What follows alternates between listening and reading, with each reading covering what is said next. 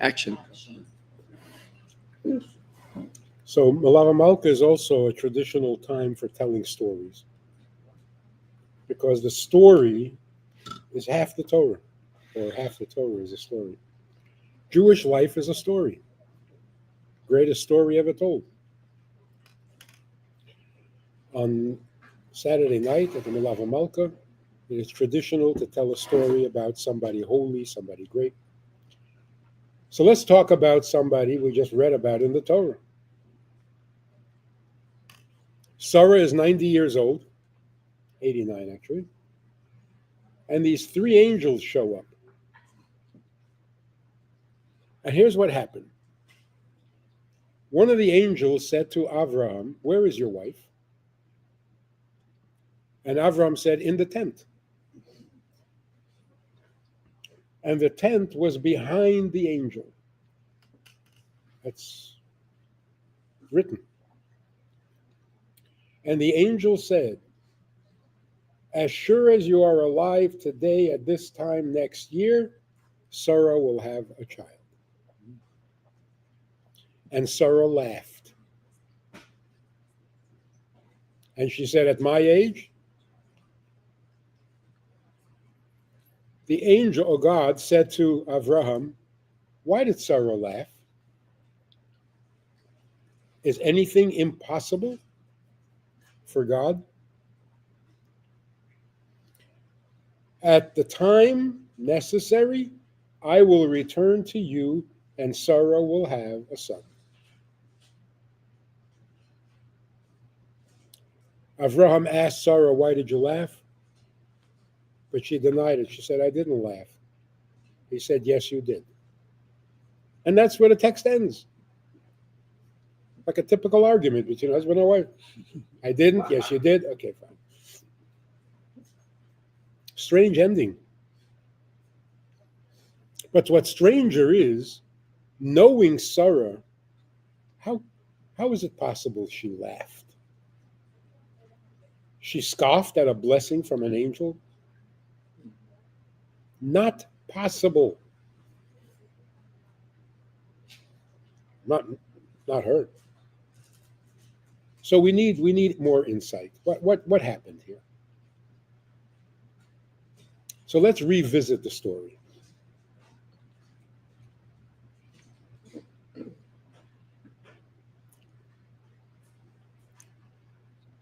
The angel came to tell Sarah that she's going to have a child. One of the three. Why is it relevant to know that Sarah was in the tent and the tent was behind the angel?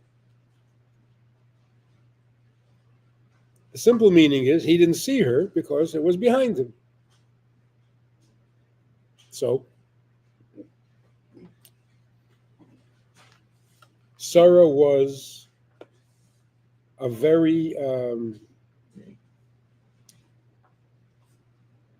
sensitive, insightful person. Her prophecy was greater than Avraham's. The reason is Avraham's prophecy came in the form of vision.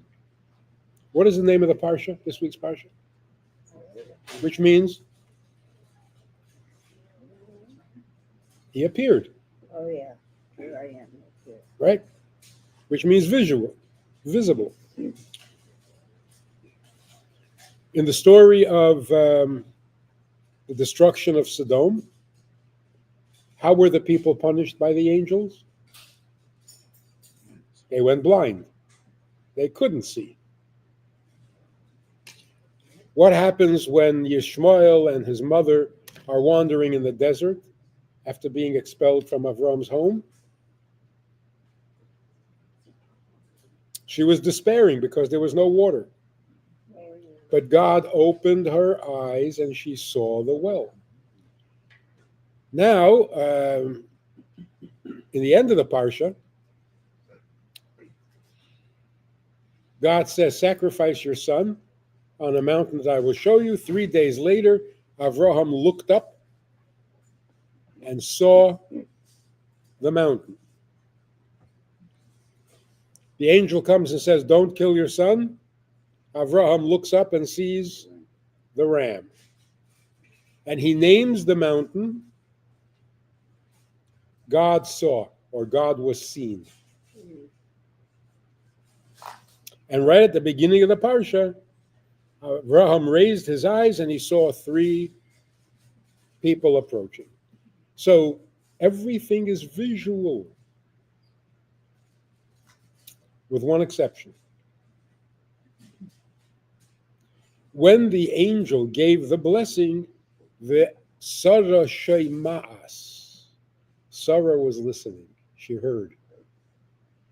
And then God says to Abraham, whatever Sarah says, listen. So Abraham's prophecy came in the form of vision. He was a visionary. Sarah's prophecy, which was greater than Abraham's, came in the form of hearing. We usually think of seeing as being greater than hearing, because seeing is believing. But there's a power to hearing that seeing doesn't have. So here's what happened. The angel gives them a blessing that Sarah is going to have a child. Sarah is listening, and she doesn't like what she heard. She laughed, not because she doubted. She laughed because she understood that this blessing will be short-lived. Yes, she's going to have a child, but he's not going to live long.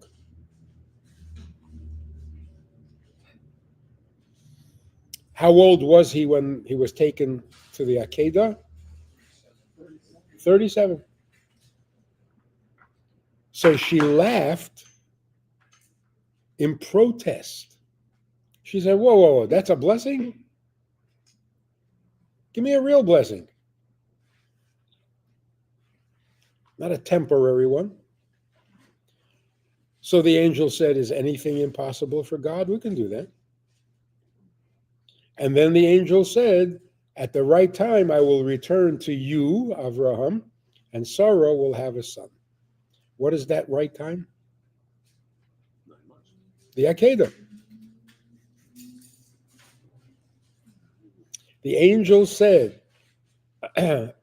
Sarah demands a real blessing, and I'm promising her. Her son will live long. How? When necessary, I will come to you, and Sarah will have a child. Now, what tipped her off? How did she know this was a temporary blessing? Well, number one, every blessing has to be given face to face. When the Kohanim are giving the blessing, you have to face the Kohanim, and they have to face you. You don't have to see them, but you have to be facing each other. So the Torah says, when the angel asked, where is Sarah? And Avraham said, she's in the tent. The tent was behind him. And he says, Sarah's going to have a child. She laughed. This is how you give a bracha? Number two, you can't give someone a bracha indirectly.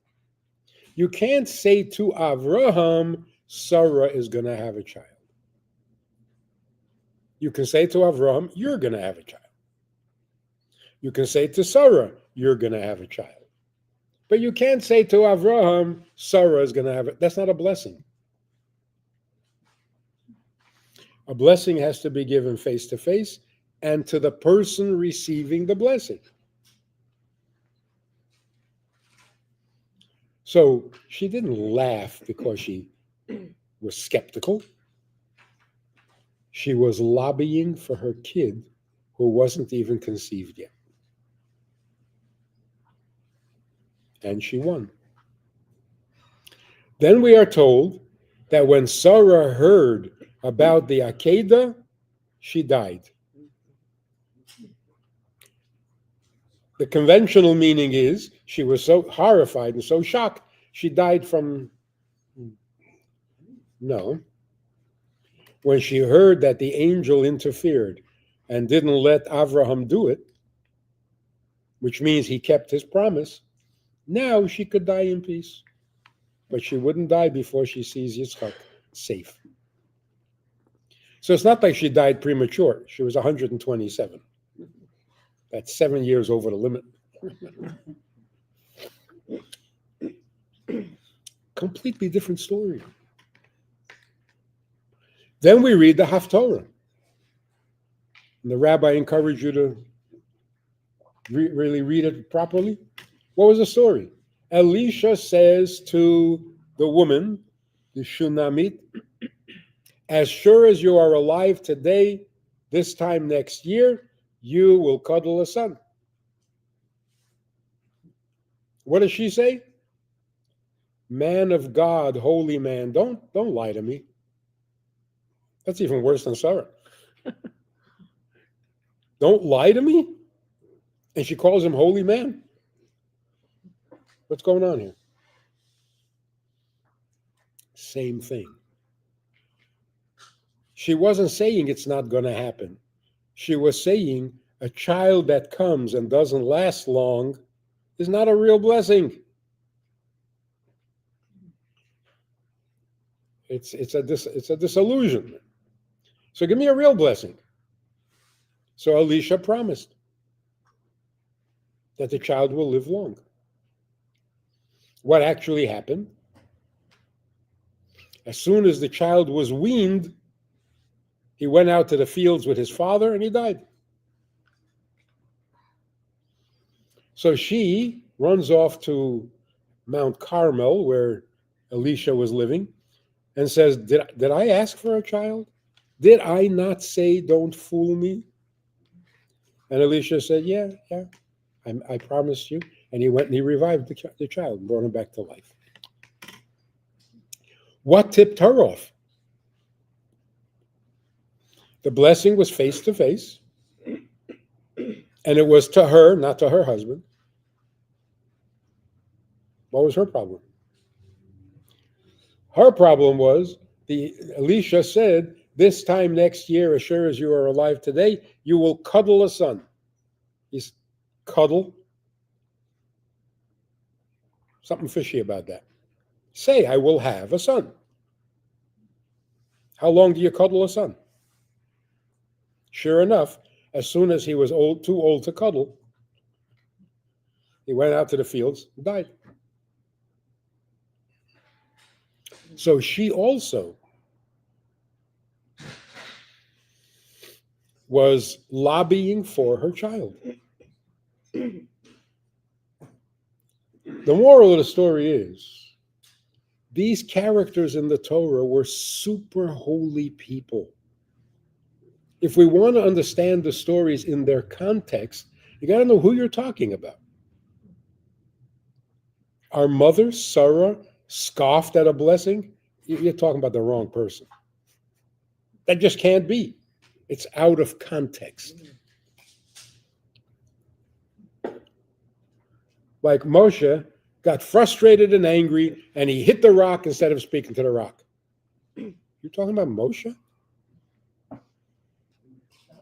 Cannot be.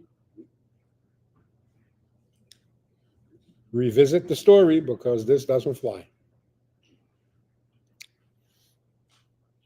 So Sarah was the ultimate mother, and she heard what Avraham did not hear. Avraham heard the same blessing.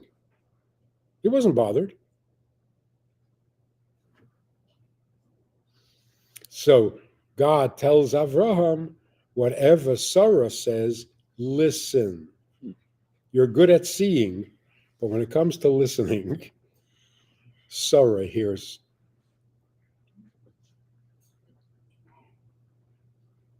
So it's a much more beautiful story now than.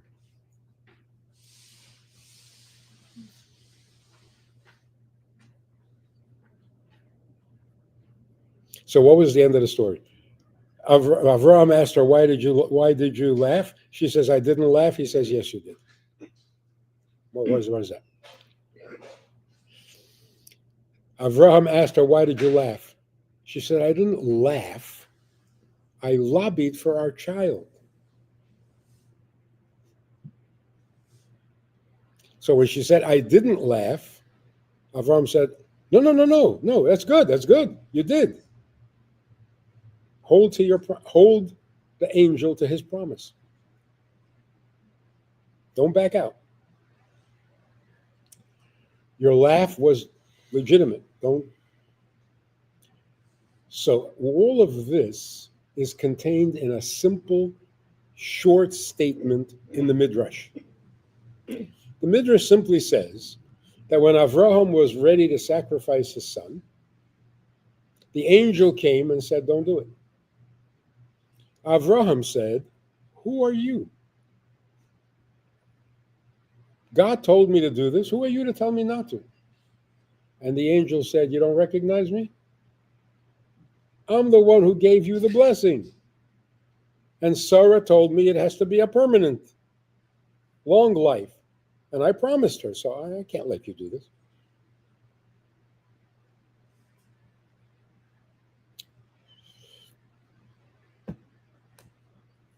There's always more to the story.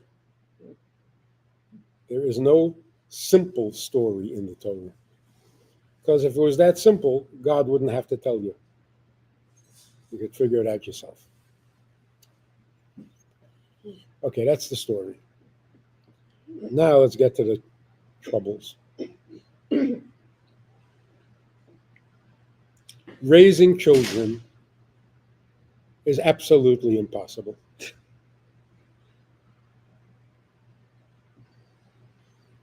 They have a will of their own, a mind of their own, hopefully, a destiny of their own. There's nothing you can do about that. Yes, it's your fault that they have all of these negative traits because they got it from you. There's nothing you can do about that either. The worst thing you can say to your child is, "Don't be like me." It's not a nice thing to say. "No, I don't want you to end up like me." That's a terrible thing to say. So now they got to go looking for an artificial role model. That's dangerous. "I want you to have everything I never had." That's nice, but if you never had it, you can't give it to me. I think in the end, with a little bit of maturity, every child wants to know that he's like his mother or father. It's comforting. Sanity consists of consistency. If every child was radically different from the parents, we'd be totally insane. There'd be no continuity. There'd be no flow. There'd be no connection. You know Herman Wouk? Heard of Herman Wouk? Famous writer, very successful. His books were made into miniseries on TV. Very, very successful guy. In one of the books he wrote when he was 80, in the epilogue,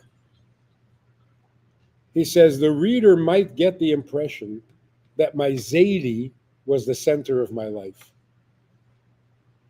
Because in his book, "This Is My God," he talks all about his Zaidi who came from Russia, introduced him to Judaism, taught him Talmud.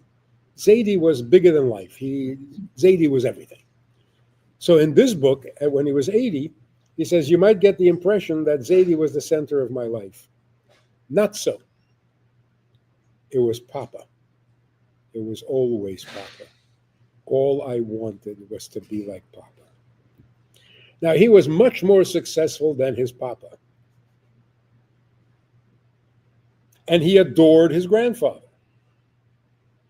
It wasn't until he was 80 that he admitted, "I just want to be like Papa." It never stops. It never goes away.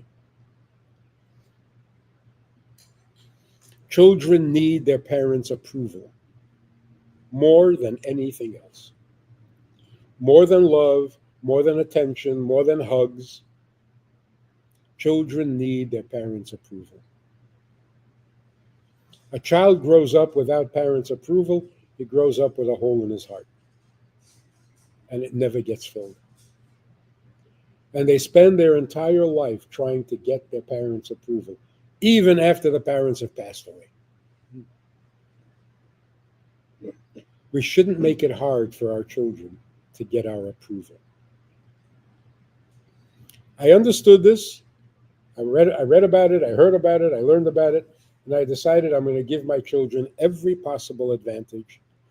So I made it very easy for them to be better than me. Why make it hard? You got to give your children approval. Even if you have to fake it. But fake it well, because children are very smart. All right, so the first thing is raising children is humanly impossible. The only way it can succeed is if there is the third partner in the birth of the child, which is God. With a little help from above, you can raise healthy children. But what happens if you don't approve of them? You'll pay for it. It's not just they that will suffer, you'll suffer also. You got to approve of your children. No matter what? Is that unconditional? Yeah. That does not mean that you can never criticize your children. But we'll talk about that in a minute.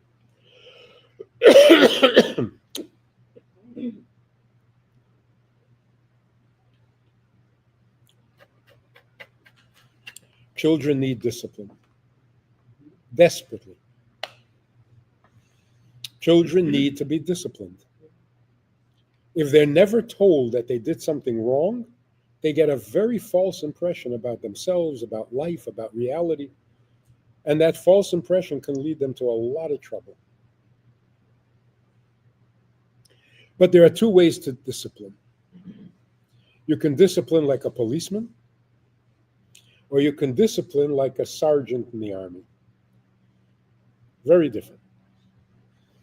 A policeman's job is to catch you in the act of the crime and punish you.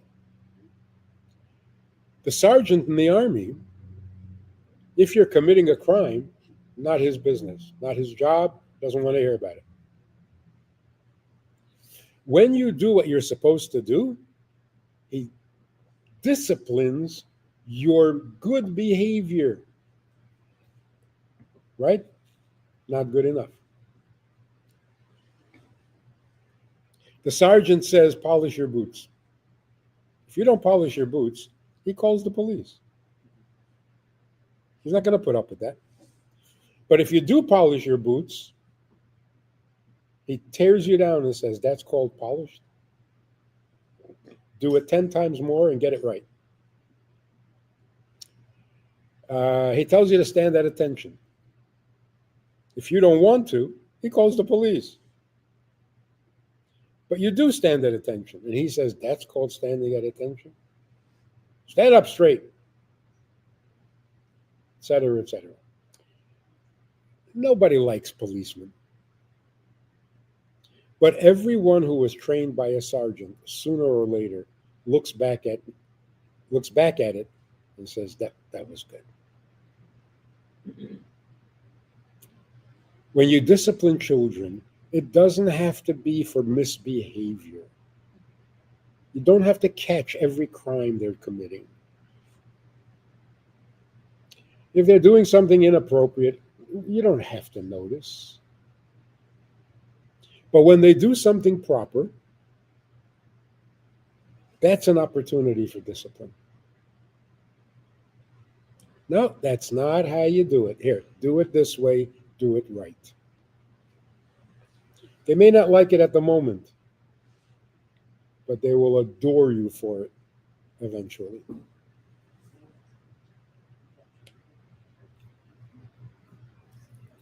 There's a story about the previous Rebbe when he was a child. His father called him in one afternoon, and he said to him, This morning when your friend came over, I saw that you shared the candy with him. Now, I don't know what kind of candy they had in Russia back then. It was probably sugar cane or something. Watermelon, maybe.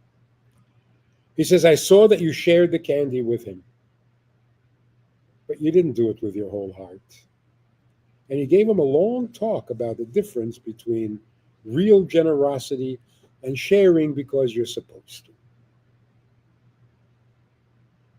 In his diary, the Rebbe writes, I am so grateful for this wonderful education that my father gave me.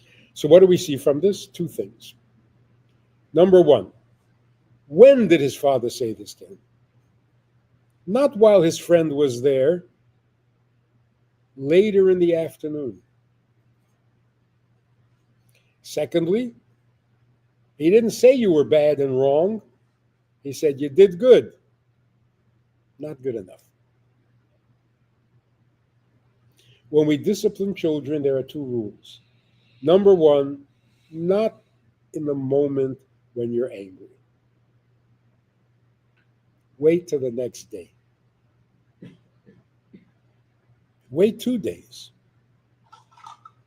Imagine you call your child over or during the dinner sitting at the table and you say to your child, you know, the other day, like 2 days ago when you did that,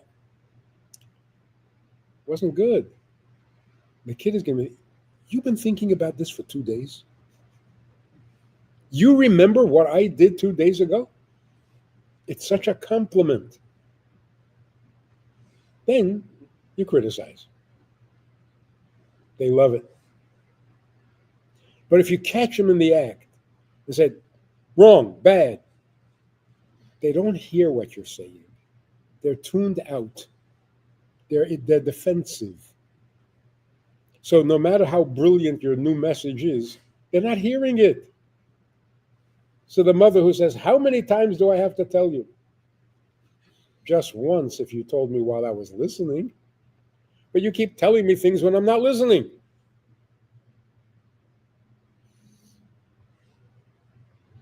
So if you want to criticize your child for something, wait. Problem with that is, after you calm down, you forget about it. Because we're not devoted to the criticism, we're just reacting when we're upset. Once we're not upset anymore, it's like, fine. But if you can wait and not forget, that's called disciplining. No downside. It's all good. You tell your child to make a bracha over the cookie. If the child says no, stop the conversation and say, oh, you're in a bad mood, I can't talk to you. The child makes the bracha, but with the cookie in his mouth. Most parents would say, okay, good enough. Not good enough. Take the cookie out of your mouth and make the bracha again. Do it right. That's good discipline.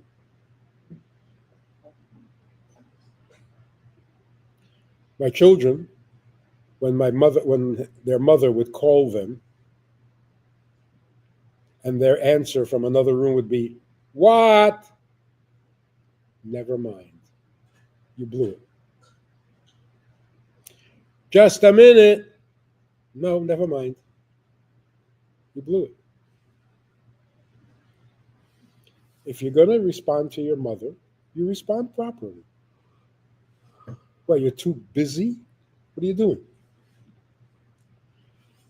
What? Your mother called you. Go and hear what she has to say. No compromises. No punishment either. But if you say what, or you say wait a minute, or whatever, never mind. You didn't respond properly, so skip it. Try again next time. It's very effective. That's in terms of discipline. What is the consequence? The most powerful consequence in a child's life is parental disappointment. To disappoint your parent should be the worst possible consequence. So much so that one of these great child educators who wrote many books on the subject and so on says, don't ever tell your child you're disappointed. That's way too painful. No, he's not right. That's way too effective.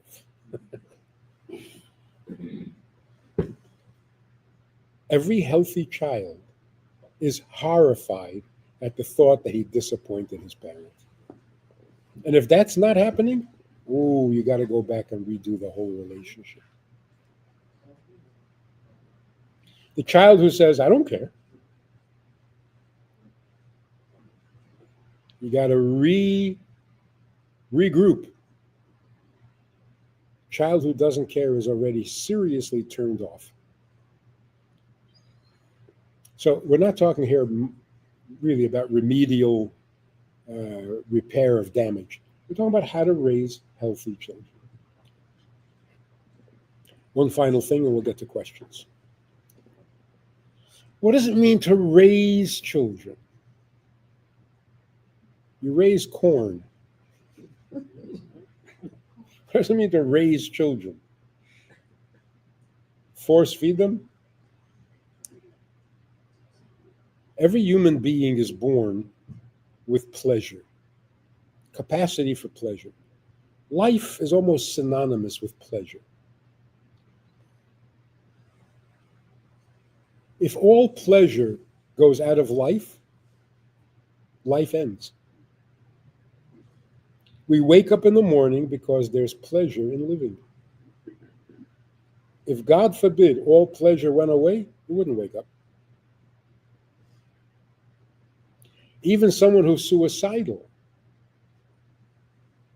has pleasure in life, because without it, they just wouldn't wake up.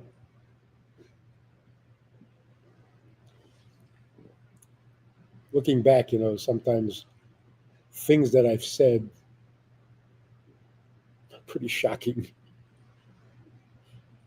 This woman, when I was 20-some years old, this woman much older than me comes and says, I've got a plan. Today, I'm going to end my life. I said, why? She says, because it's all meaningless. It's all meaningless. Nothing is meaningful. I said, really? Nothing? Nothing is meaningful? She says, no, nothing is meaningful. So being a yeshiva bacher, I said to her, if it's all meaningless, why do you have to kill yourself? Sit, you'll grow old, you'll die eventually. It's all meaningless. What's the hurry? She was furious, but she didn't kill herself.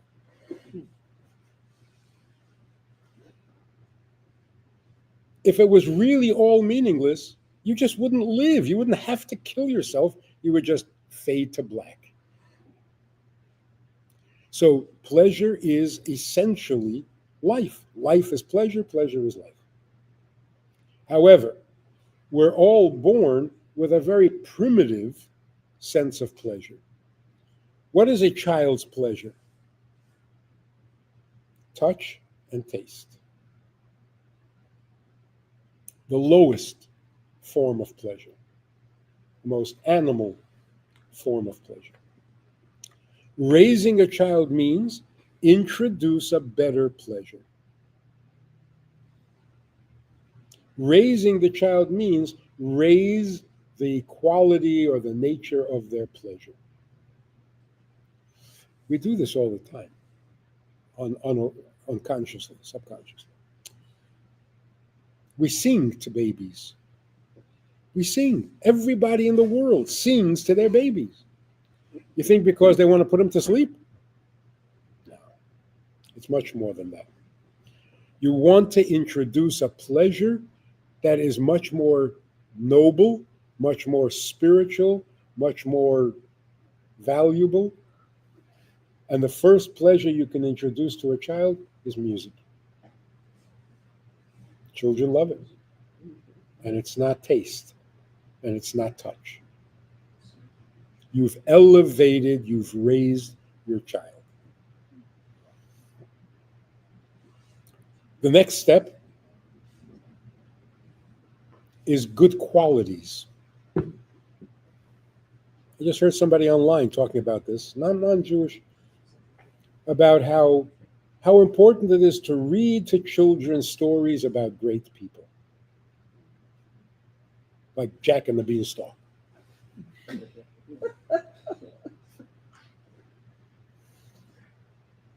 We read stories to children about people who did great things, who did nice things, good things, brave things. It gives more pleasure than candy. And it gives more pleasure than music. You sing a song with a child, they like it. You tell them a story, they want to hear it again. Read it again. Say it again. 10 times, 20 times. A step after that is to give the child the pleasure of understanding, of intelligence. You ask a young child a riddle and they know the answer. You see how they light up? They light up much more than with a candy. Hopefully. So the worst failure in child raising is that you have a child who is 30 years old and all he wants is candy.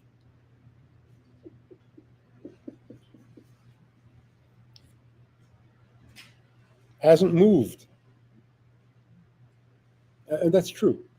They have childish, infantile cravings.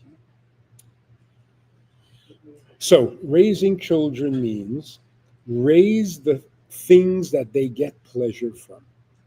The ultimate, the pleasure of serving. The pleasure of selflessness. It is the greatest pleasure of all. To serve God is the greatest pleasure of all. Just physically, it has nothing to do with religion. When a person knows that he is of service, it is such a mature, deep, profound pleasure that it outweighs all the other pleasures. And people will give up all the other pleasures to be of service.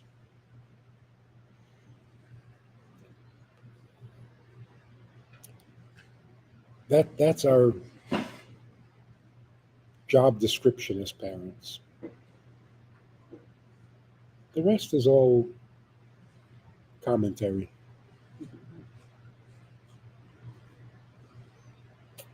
So give your children approval.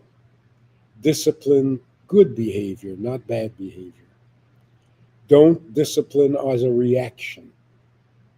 Wait the next day, 2 days, a week. The longer you wait, the more powerful it becomes. This has bothered you for a whole week? This is serious. And introduce better and better pleasures until the child is thrilled to be of service. Now look what happens when you skip steps. You have these kids who go off to school and they become very smart. And they're monsters. Because you skipped the good character part. So you can't skip. You got to build. Otherwise, we produce impossible, frustrated, and frustrating children. One final thought is, if you've taught your children to the best of your ability, and you gave them good advice, and you gave them good values, and you modeled good life, now you have to have absolute confidence that the seeds you planted will blossom. Not today, not tomorrow, they will blossom. At the worst, they will write many great books, and when they turn 80, they will admit, I just want to be like Papa. Isn't that amazing?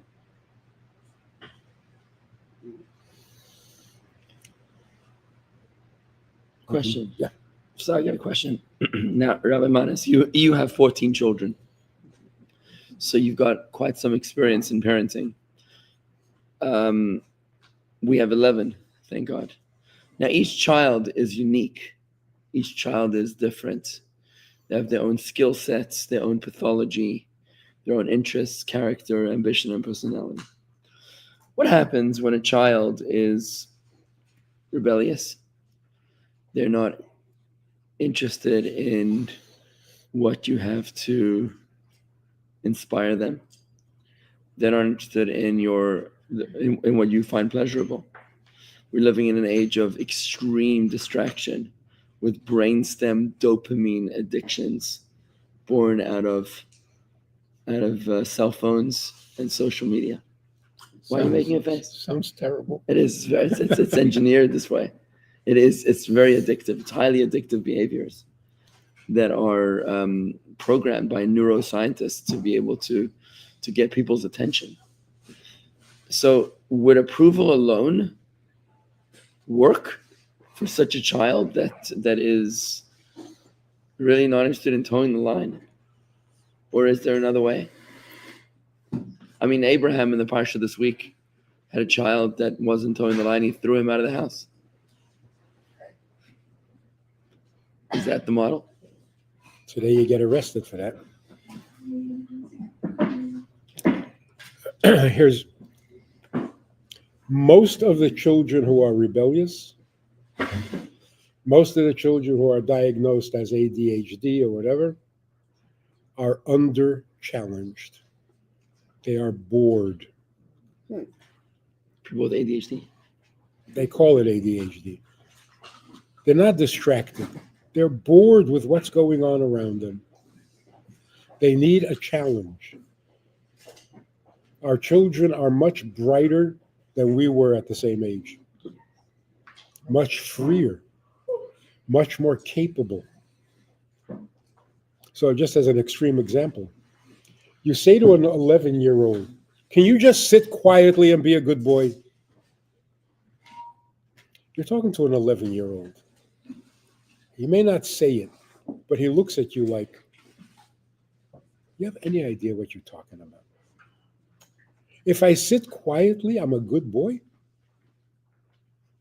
Good for what?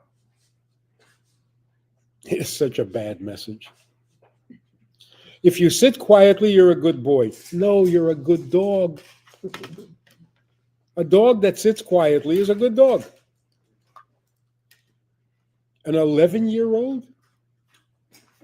Sit quietly? That's your message? He's going to rebel. Maybe not articulately, but that's what's driving him. Our children need to be challenged. We need to speak to a 9-year-old as if they were adults. 9-year-olds used to be babies. They're not. If we could challenge the teenagers, they would be so helpful. They are so capable. They're so idealistic. They got so much energy. And we ask them to sit quietly. They're going to rebel. Not because they want to be destructive, but because you haven't given them the opportunity to be constructive. Cory Booker, not that he's anything special to, but when he was mayor in Newark, there was a teenage group, a gang, that threatened him or something. He told the police, I want to meet with those kids. They rounded him up. He met with them in the office and he said, guys, I need your help. They loved it. They became his biggest supporters because all they wanted was an opportunity to do something good. And all they were told was, be quiet, don't make trouble, behave yourself. Behave yourself? What does that mean? So I think in most cases, rebellion comes not because they don't want to be good, but because they do, and you're not giving them an opportunity. You keep trying to put them down. They want to rise up.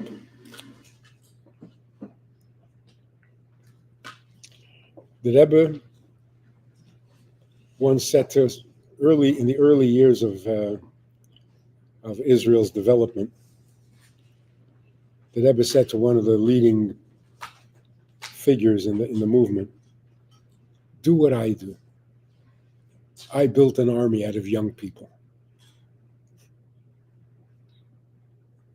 It used to be that the elders led the community.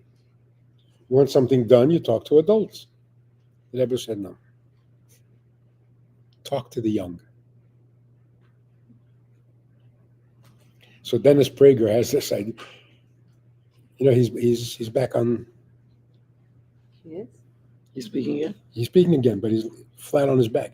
Oh, but he's actually speaking. Yeah. Wow. And he's, Did you recover? No. You said she recovered. he is paralyzed from his neck down. But he doesn't need anything below his neck.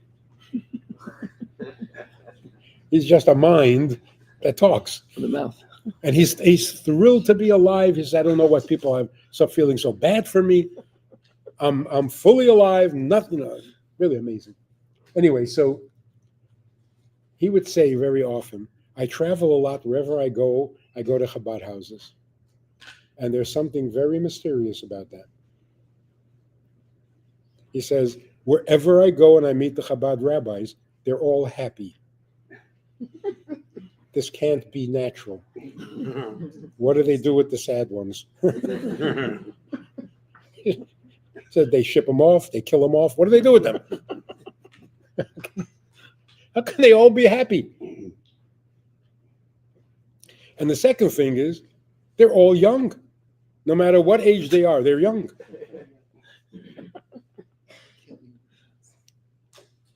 The Rebbe challenged us from a very young age. Today it is so amazing.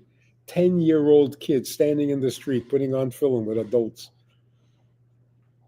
Shaking a lulav and esrog with an adult. And they go out there with a mission. They're going to get many people to make the bracha. They're 10 years old. You can't tell them to sit and be quiet.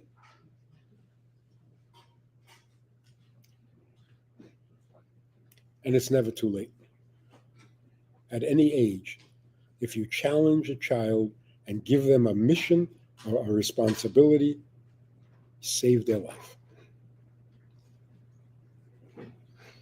Kids want to be useful. They want to be needed because that is the most basic feature of life. They don't want to be needy. They whine and kvetch, give me this, give me that.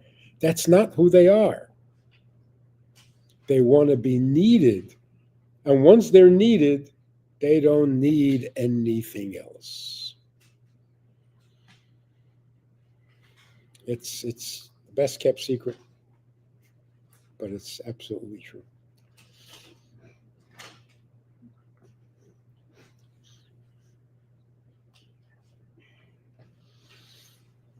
It's a good idea to connect your children with their grandparents. Without roots, you don't have a source of life. Children are disconnected from their roots. Kirk Douglas Remember him? His name was Isser Shmulovitz or something. What was his name? Sounds very Jewish. Very Yeah, Jewish. it was a very Jewish. He went to Cheder back in Europe. And he got turned off by the story of the Akedah. He remembers learning it in Cheder, and he was horrified with the possibility that God would tell his father to sacrifice him. And his father would. Turned him off something horrible. So he dropped out. He went on to become a famous actor. His son, Michael, once asked him, where was Grandpa from? He says, Europe. He said, where in Europe? And he couldn't remember. And that shocked him. He had become so estranged from his own father, he didn't remember where he was born. And he decided this is not good.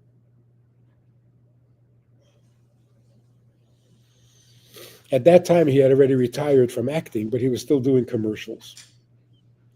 And some company hired him to do a commercial in Israel. It was his first trip to Israel. And he was so complimented when he got to the hotel that they had put his initials on the towels. King David. Until he found out that this was the King David Hotel. They offered him a free tour of the tunnels beneath the hotel. This was many years ago, so it was really the beginnings of. The young woman who was the guide, the tour guide, was explaining this is, finally they come to a point and she says, this is as far as we can go, because right up ahead of us is Mount Moriah.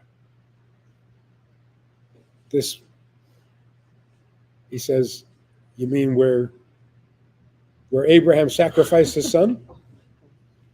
And the secular girl, the guide said, yeah, isn't that amazing? He says, what's amazing? God asks him to sacrifice his son and then says, are you crazy? Don't ever do that. What a lesson. He says, oh, is that the point of the story? That's the point of the story? No human sacrifice? He went back to California, became a member at the Actors Synagogue. Put on tefillin for a long time till he passed away. He got back in touch. And what triggered it was, I don't even remember where my father was born. I can't tell my child who his grandfather is. Now, his child isn't Jewish. But still, so alienated, so disconnected, it doesn't feel right. So, connect your children to their grandparents. Tell them about their grandparents, because in some way the grandparents were Jewish heroes, every one of them. Talk it up. Tell them how great their ancestors were. Even if you have to make it up. If you have something wise to say, attribute it to the My grandfather once said to me, I think he once said, maybe I read it in the Reader's Digest, but I think it was my grandfather. Connect the generations. The generation gap is not healthy. Today, more than anything else, we have to make our children proud to be Jewish. Not religious, but absolutely proud to be Jewish. Putting on tefillin helps be proud. Wearing a kippah helps to be proud. Lighting Shabbos candles in the dorm That shows you're proud. And the effect that it has on the other students, amazing. There is no reason to hide. What's happening in the world today is leading towards the Jewish evolution of the universe. The world is becoming Jewish. It looks like they're becoming more anti-Semitic. It's a facade. Watch and see how everything that happens moves the world to a greater appreciation of Torah and Judaism.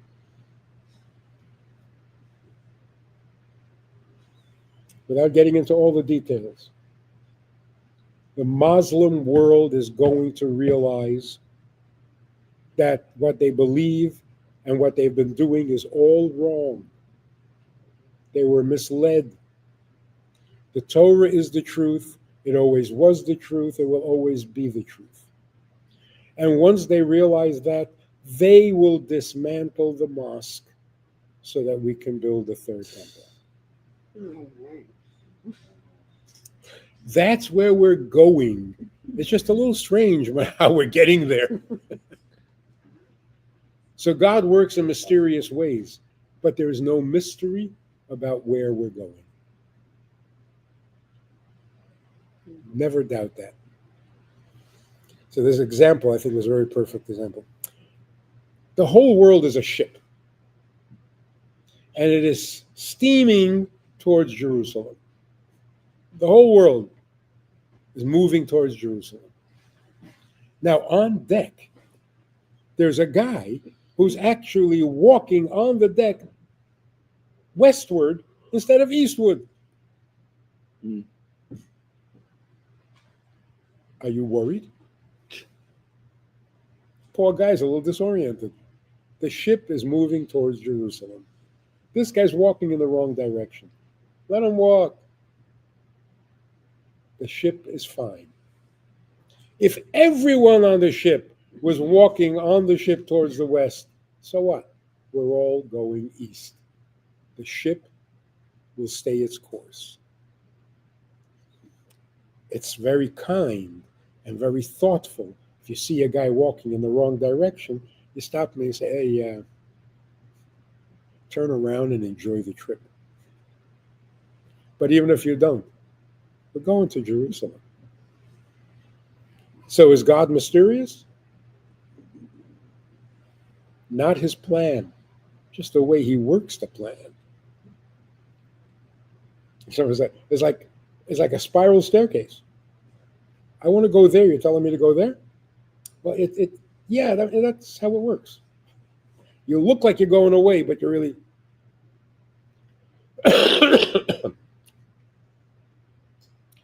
So tell your children with absolute confidence, it's our time. We've paid the dues. We've overpaid the dues. It's our time. If we open our eyes and we get our head on straight, we will see the world is moving towards Torah. And that is the best news we could possibly have.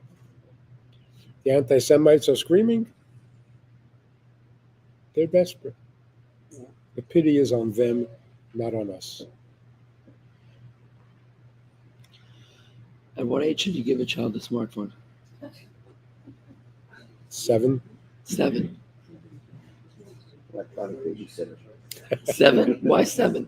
Because that's when they start demanding it. Just because they demand you should give it to them? Well, look, fighting, resisting, refusing never gets you anywhere. It's negative. You're not joking. You're serious. No.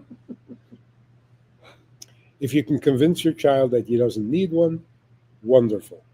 If you can get your child busy with other things, even better. But no, you're taking your life in your hands.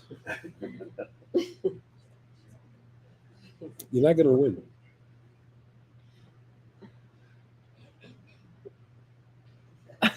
I'm speechless. Let me help change the direction of that a little bit. Some questions. most of us at the table have our children, or many of them are having children. So they're in the, we're having, grandchildren now.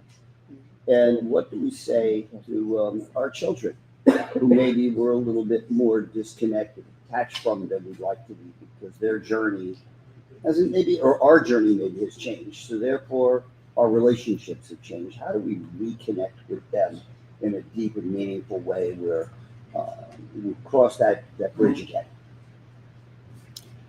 Well, we have to trust their intelligence, because if we can't do that, then all is lost. We have to trust their intelligence.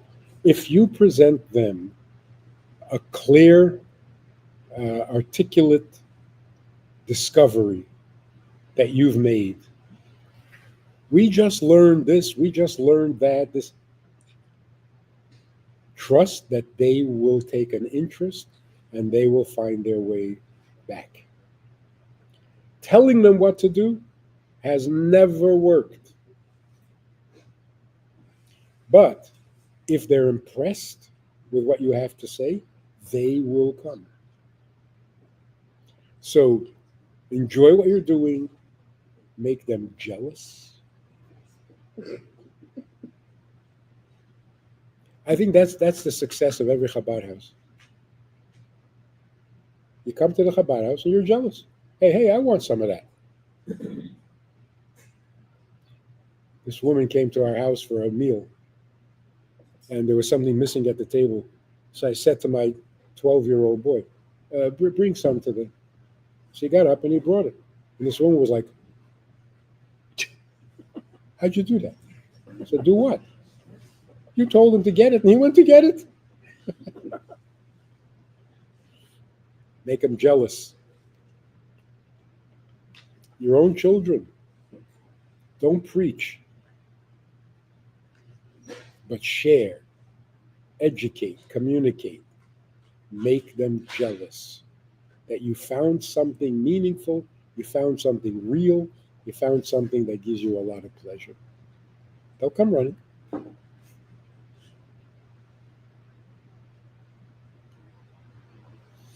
I was driving my granddaughter a couple of years ago.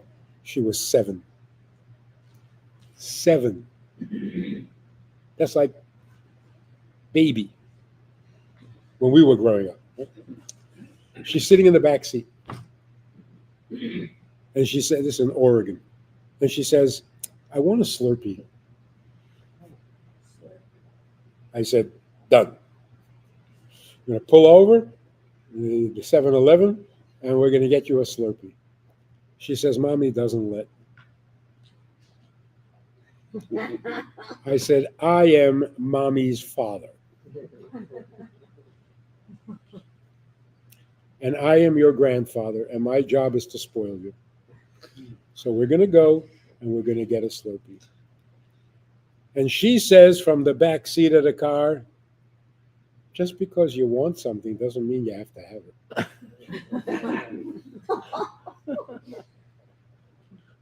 I was so embarrassed. Where do they get this from? 7 years old, more mature than me.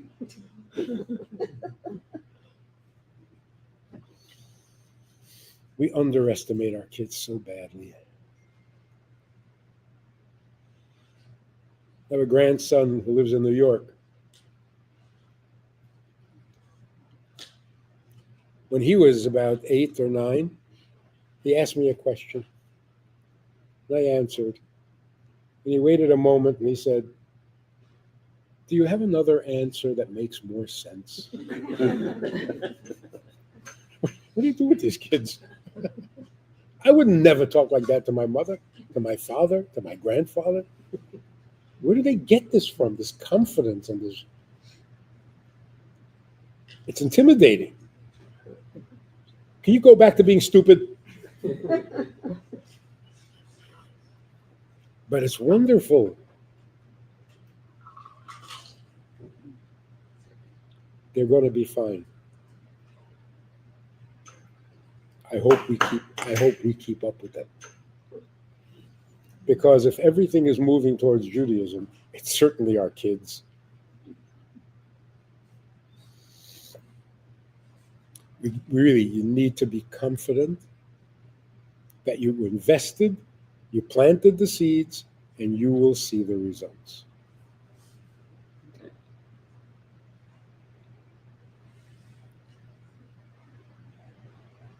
People have lost confidence in education. Secular education should never have had confidence in that in the beginning, in the first place. So here's the picture of the world. Everything in the world in the last 4 years has collapsed. Everything. Everything we once trusted, believed in, hoped for, in these last years, they all disappeared. The most devastating is religion and education. How are people going to grow up to be civilized human beings? Education, religion. What else? What else is there? Turns out, education does not make you civilized. In fact, if you're the head of a university, you're the worst of the anti-Semites. Religion? Which religion is going to make a mensch out of you? Radical Islam?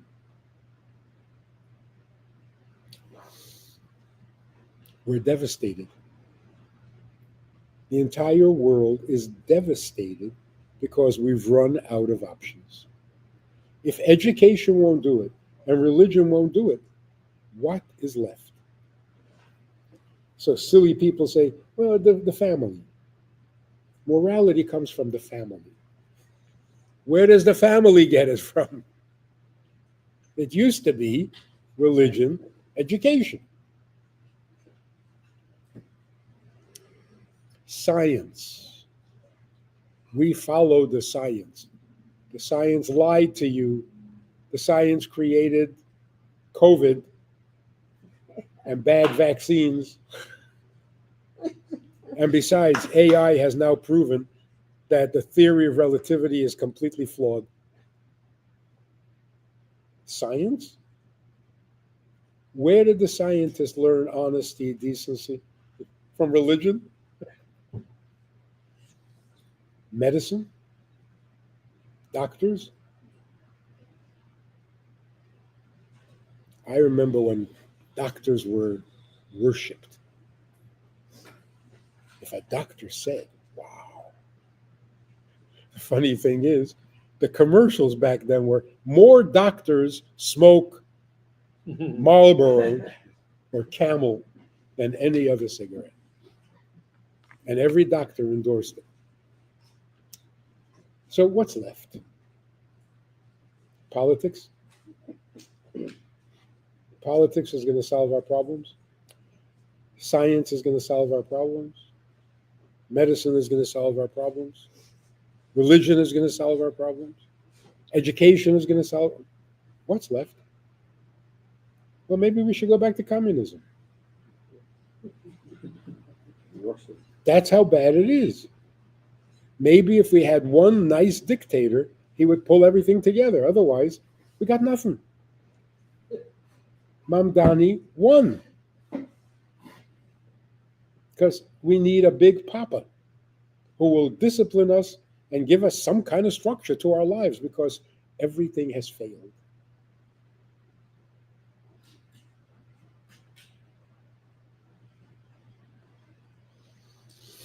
Everything except Judaism. Because it's not a religion. It's not a religion.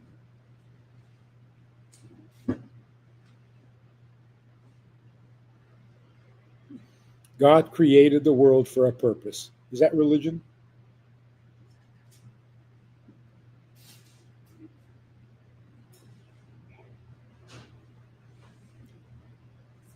That's why the world is turning to Judaism.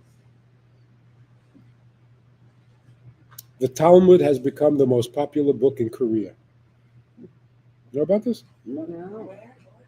Korea. South Korea. South. They're learning something. If this book made you so smart, we want to read that book. Smart people. Yeah.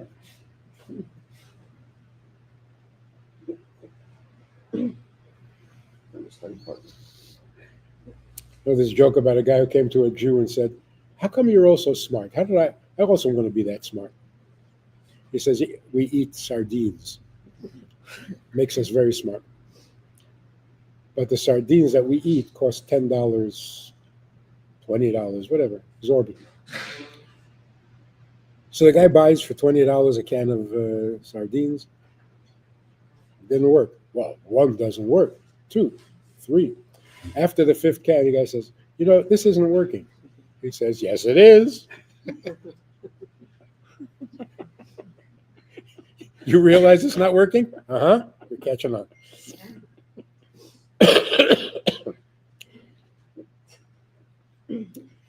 The world wants to know what Judaism has to say.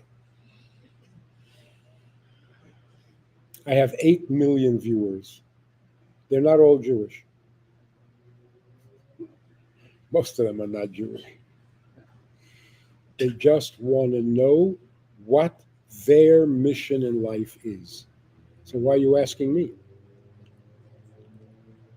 Because Jews know. Everywhere, from every continent, from every country.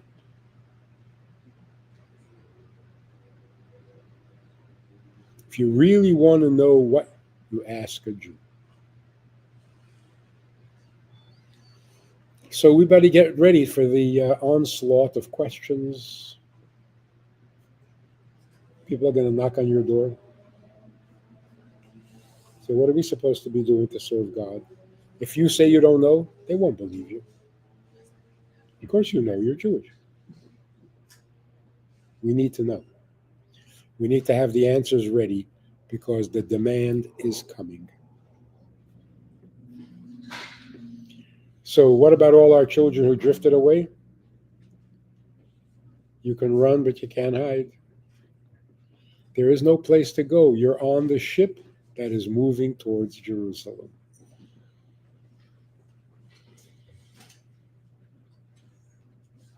If you speak with confidence and you speak with sincerity, the truth of it will dawn on everyone you speak to.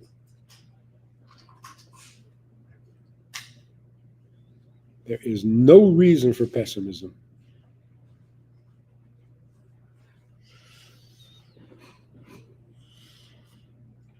And even if there was, it's no fun.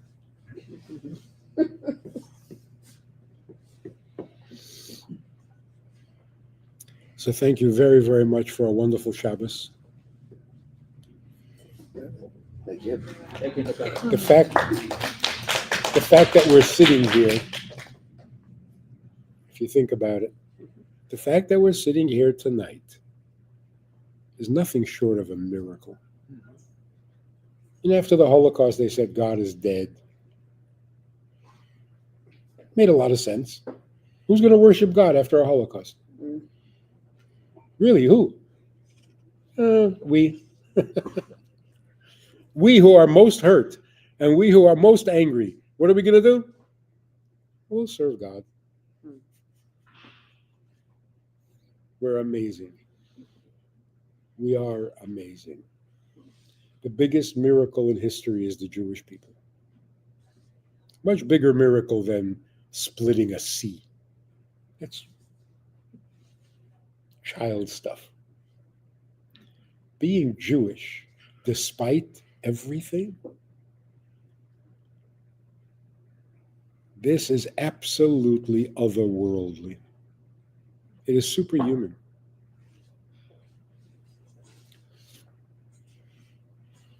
There was a piece of written work. It's called The Last Will and Testament of Yossel Rockover.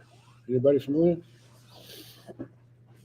It's part of the Holocaust literature. Yossel Rockover was the last survivor of the Warsaw Uprising. And before he dies, he's writing a note to God.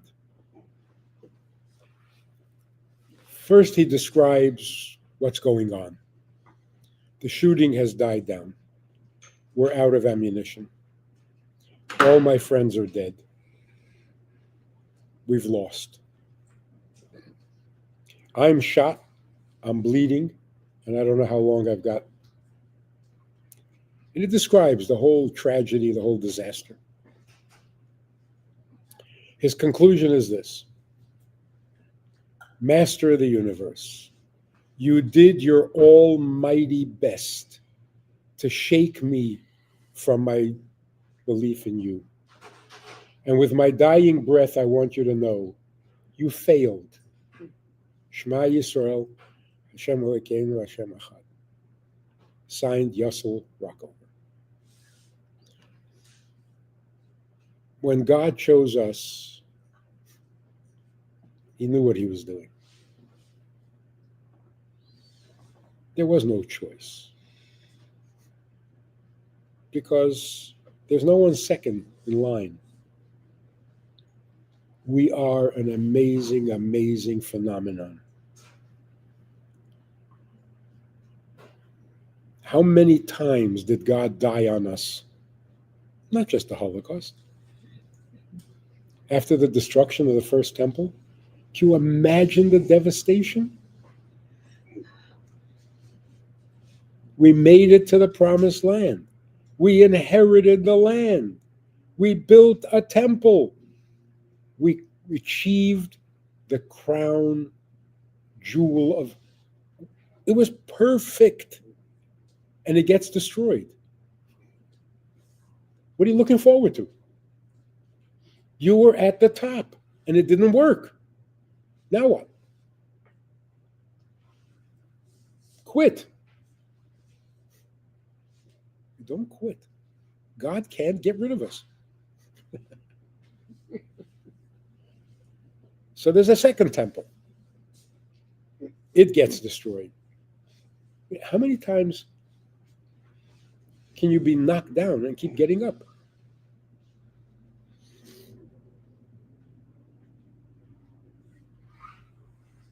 Each time we think it's over. We're never going to fix this world. We can't have tikkun olam. This world is too far gone. It is evil beyond description. It is corrupt beyond hope. And that lasts for about a generation, and then we say, you know what? Let's fix the world. The Rebbe was such an amazing inspiration. After a Holocaust, talking to the survivors of a Holocaust, he says, let's change the world.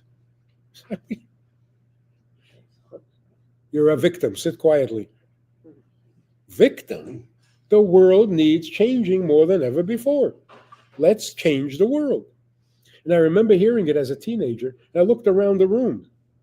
It was a small crowd. None of them spoke English. They were all licking their wounds. They were all still bleeding from the disaster of World War II. And the Rebbe is saying to them, let's change the world. Ufaratsta. And they're, who's the Rebbe talking to? He was talking to the teenagers. Amazing, amazing, amazing. And look,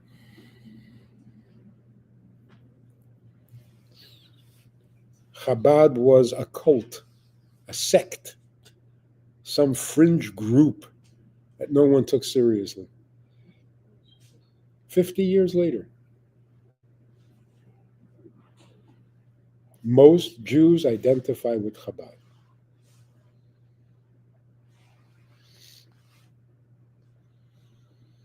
It's amazing. And what gave the Rebbe this power? What, did he have a lot of money? Did he have political power? Did he have any kind of authority? Nothing.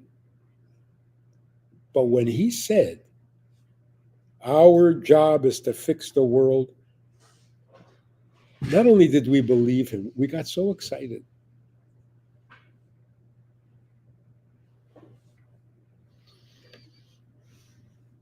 Changed the world. Continuing to change the world. Every day I go online, a new couple are going out on shlichus. They never saw the Rebbe. They never saw him. They were born after he passed away. And they're giving up everything to move out to a community where they can be of service. And they're thrilled, and all their friends come and they dance and send them off with it.